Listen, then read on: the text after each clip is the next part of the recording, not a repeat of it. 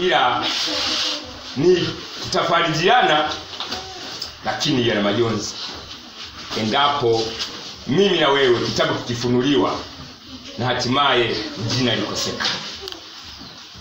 Kwa kipindi ambacho umeamini, kwa kipindi ambacho nimeamini, kwa kipindi ambapo nimejinyima vinono vya dunia. Kuna vinono aina mbalimbali. Kuna watu ambao wanatesa, eti wanatesa dunia. Mkuu wa meza, nani anakula mkuu wa meza mikono juu? Nani anafahamu mkuu wa meza mikono juu? Inaweza kupikiwa na maji, eti ile ambayo ni ya kisasa ya kufuga. Unaweza kutumia kwa maji ukaitafuna. Inakaangwa ni nguruwe. Watu wanasema ndio ina mafuta. Itakuwa nikiona kusagamana kusoma kwenye kitabu cha Isaya huko wanaokula michuzi ya panya na nguruwe, siku hiyo watakoma.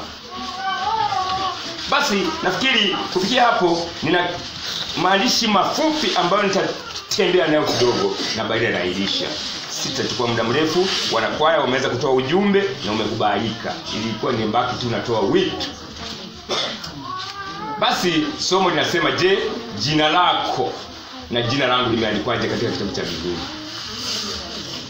Naomba sauti zisitoke vinywani, mnyamaze kimya, kwamba Mungu yuko hekaluni. Dunia yote imenyamaze kimya. Haya, twende kwenye kitabu cha Ufunuo 20 na ule mstari wa 12. Turudi kwanza 12 tuangalie hapo kuna nini. Ufunuo 20 mstari wa 12. Jina lako, jina langu limeandikwaje? Ufunuo 12, Ufunuo 20 mstari wa 12. Ufunuo 12. Ndio. Nikawaona wakubwa kwa wadogo. Ndio. Wamesimama mbele ya hicho kiti cha enzi. Na kitabu kikafunguliwa. Na kitabu kingine kikafunguliwa. Ndio. Cha uzima. Na hao wafu hawakuhukumiwa katika mambo hayo yaliyoandikwa katika vile vitabu, sawasawa na matendo yao. Kome hapo tu kwanza. Nimetambulika tunalotafuta kwamba hiki kitabu tunachokitazamia au hiki kitabu ambacho kinaandaliwa mbinguni. Kuna vitabu na kitabu, kuna vitabu viwili. Sasa niore kwako na kwangu. Kitabu kile ambapo kitakapofunuliwa, kuna tazamwa sasa ni nini ambacho tunatazamia. Hapo jina likisomwa utarukaruka kama ndama ilikayo katika divini. Iligana jinka limaze kwa gamabere wanakolea guru kanye wogana kashira. Lakini kama kitabu kile kifunuliwa, bahati mbaya jina lisionekane, hapo kutakuwa kilio na kusaga meno. Yaani unaomboleza, ninaomboleza. Ni kitu gani ambacho kimepita? Wengine walikuwa wanatesa ulimwengu, mimi nimejinyima, naenda kanisani kila leo. Nikupasha tu mabenchi. Hashu haho ikai, lakini hesabu kiangalia simo haumo wewe. Tujitahidi sana. Tujitahidi, kwa sababu hizi nyakati za mwisho. Na kwa kuwa ni nyakati za mwisho, hata kama ni magonjwa, hata kama ni matukio mbalimbali yameshamiri sana. Ajali barabarani, ajali baharini, ajali angani. Wenye vyombo vya kitaalamu wanapotoa taarifa zao ni kusikitika, sio furaha. Wakitoa hesabu kwenye hivi vyombo vya kisasa ambavyo vimetolewa hivi karibuni, bodaboda hizo zinazopita hizo, wakitoa taarifa kwa mwaka watu ambao wamepata ajali, unasikitika. Ema mwenyewe huyo amepata ajali kwenye vyombo vya kisasa. Eti nasema uongo? Hapo ni wengi ambao wamepata ajali, lakini kwa bahati nasibu wakanusurika, bado wanamtukuza Mungu. Amina. Wapo ambao wamelala kabisa. Inapita juzi tu hapa mzee wa kanisa itoa kisa hapa kwamba kuna mtu alikuwa amekuja kupora kabaya. Mtu unatoka pembeni ambapo utambuliki, unakuja kupora maeneo ambayo hujui na kona za kupitia. Asema nina chombo cha kisasa, nikitekenya tu na penya. Akatekenya kile chombo cha kisasa na kata kona, anadumbukia kwenye nini? Kwenye shimo. Mauti tayari. Na leo hii wanadamu tumepoteza yaani ule utambuzi wa kumjua Mungu, tunakimbilia mambo ya kisasa. Na haya mambo ya kisasa yanatupoteza. Kwanza hizi simu pamoja na zenyewe ni jaribu mojawapo. Hapa ninaweza kuwa naendelea naongea au na hutubu, lakini mtu ana chat,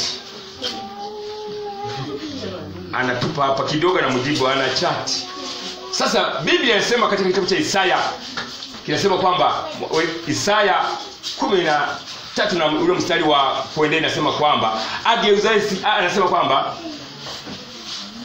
hebu nifike nipaone kwa sababu nisiende kinyume, baadaye natoa fungu la mwisho la wito. Isaya kwamba Isaya 58, hebu ngoja tupige pale 13. Isaya 58 mstari 13. Soma pale. Isaya 58 mstari 13. Kwa kizazi hiki. Isaya 58:13. Ndio. Kama kugeuza mguu wako, usiharibu Sabato. Usifanye anasa yako siku ya utakatifu wangu. Ukiita Sabato siku ya furaha. Ndio. Na siku takatifu ya Bwana.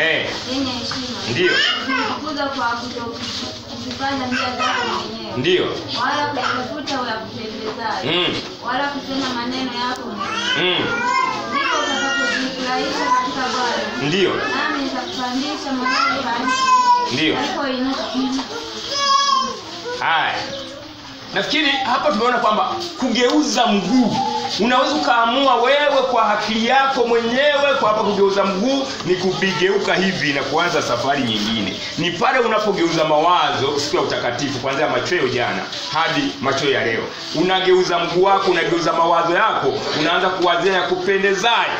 Unaenda kuchat, unafanya biashara ndani ya Biblia. Ndani ya Biblia, ndani ya simu. Unatafuta mawiano ya kupata riziki, ni makosa. Basi siku ya hukumu itakapo ujia ulimwengu huu, wewe na mimi utakuwa umesimama wapi? Mimi nitakuwa nimesimama wapi? Yawezekana katika mawazo ya dunia yamekuchukua sana. Umetanga mbali na mapenzi ya Bwana.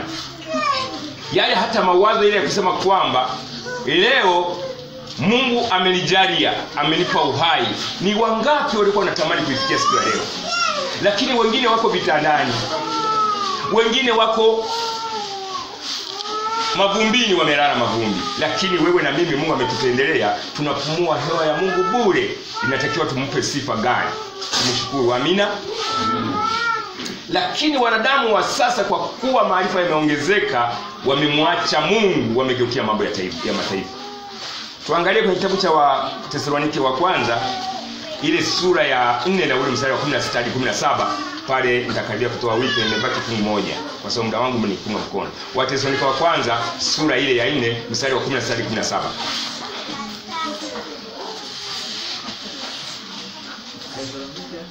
Wathesalonike wa kwanza sura ya 4 mstari wa 16 hadi 17. Kwa sababu Bwana mwenyewe atashuka kutoka mbinguni. Ndio. Pamoja na mwaliko. Na sauti ya malaika mkuu. Na parapanda ya Mungu. Nao waliokufa katika Kristo watafufuliwa kwanza. Ndio. Kisha sisi tulio hai, tuliosalia, ndio, tutanyakuliwa pamoja nao katika mawingu. Ndio. Ili tumlaki Bwana hewani. Na hivyo tutakuwa pamoja na Bwana milele. Basi farijianeni kwa maneno hayo. Amina. Tufarijiane. Wewe unapoambiwa kwamba hakika utakufa, hakika nitakufa, kuna mambo ambayo yanahitajika kutengeneza kama walivyoimba waimbaji. Tunahimizwa kwamba tufanye matengenezo. Vitabu vitakapofunguliwa au vitakapofunuliwa, hebu tuangalie ni kipi ambacho ni kitabu ambacho tutakuwa tumeandikwa. Kitabu cha kwanza, kitabu cha pili. Ni pale unapofanya matengenezo ndani ya maisha yako na ndani ya maisha yangu, unapofanya matengenezo. Watu wanapokuwa wanaonya manabii, walionya, mitume wameonya. Lakini endapo kama maandiko yanavyotuonya, tukiona kwamba haya ni upuuzi tu, yameshapita kwanza, kwa sababu tunaenda na dunia. Lakini endapo kama wewe utakiri na mimi nitakiri, hapa mambo tutakayokuwa tunakiyafanya yatatupa manufaa kabisa. Kwa sababu hili andiko ambalo limeandikwa kufarijiana, sehemu nyingine, hata kama ni misiba imetokea, hata kama ni adha, hata kama ni magonjwa, ukikaa ukiwa peke yako, yani huoni mtu wa kuja kukujulia hali, huoni mtu wa kuja kukusalimia, ni hakika hata kama ni mahabusu, umewekwa ndani, lakini ukoo wako au familia yako haiji hata siku moja kuja kukuangalia kule mahabusu, utakuwa na mawazo kwamba endapo nikitoka humu je nitawaelewaje. Nitoe kisa kidogo kifupi, baadaye niaishi na kuaisha. Kuna jamaa mmoja anakaa Kalenge, lakini yuko hapa ni Kalenge Nyamigere.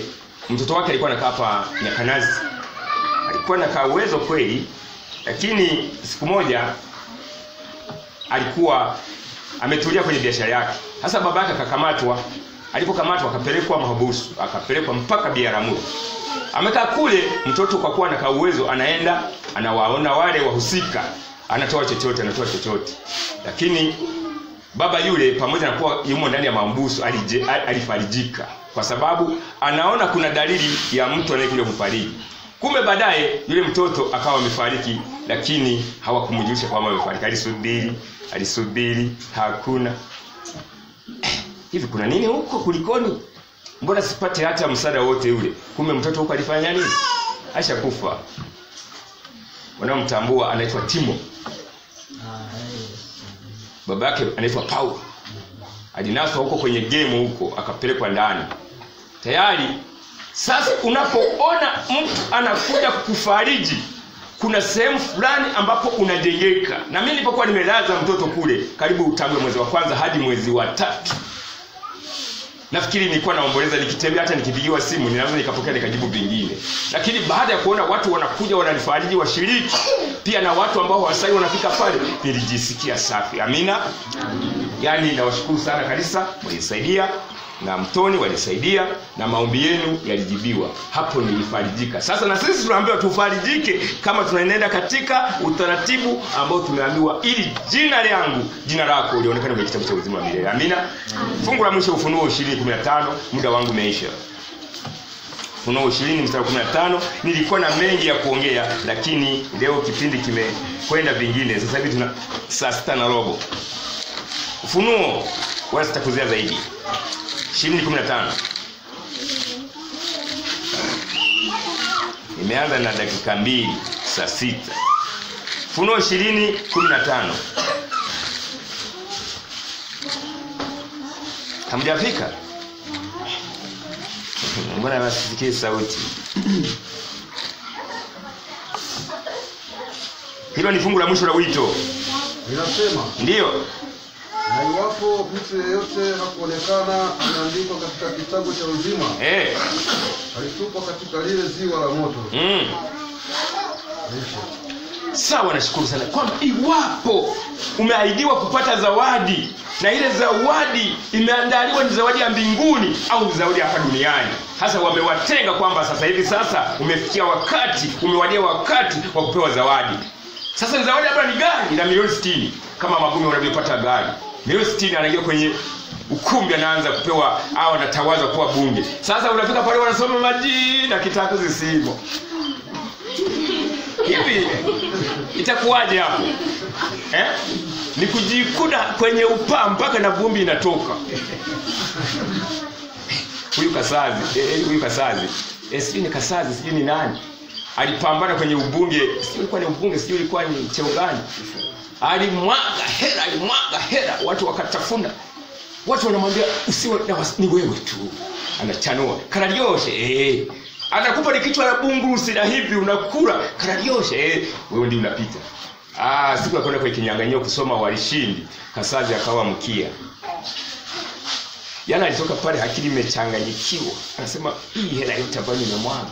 Sasa na wewe na mimi tunatarajia kwamba tuna zawadi ya kuishi umilele mbinguni. Sasa majina yanasomwa, hukumu inafanyika mpaka sasa kule mbinguni. Jina linasomwa, umeandaliwa ufike pale, jina halipo. Unafananishwa na yule aliyeingia katika harusi, lakini baadaye ya kuingia kwenye harusi, basi yule mkubwa wa harusi anazunguka kutafuta uwiano wa mavazi rasmi. Umevaa sare ambayo sio ya kuwakilisha harusi, anakuambia njoo hapa. Umeingiaje humu na wewe una vazi rasmi la harusi? Tupwa nje kwenye ziwa, kwenye giza huko, unaanza kuhangaika. Na leo hii yawezekana mimi au wewe huna vazi la harusi. Jipeleleze. Umeshije katika mambo ya Kikristo? Nimeishije katika mambo ya Kikristo? Nifanye matengenezo ili Yesu ajapo mara pili, jina lilo la kwanza kusoma au lilo la pili, lakini nimeshinda, liko mbinguni. Haleluya. Lakini wengi hapo tuwaambia Jumatano hawahudhurii, Alhamisi, Ijumaa hawaji, Sabato wanakuja kwa muda wao, yani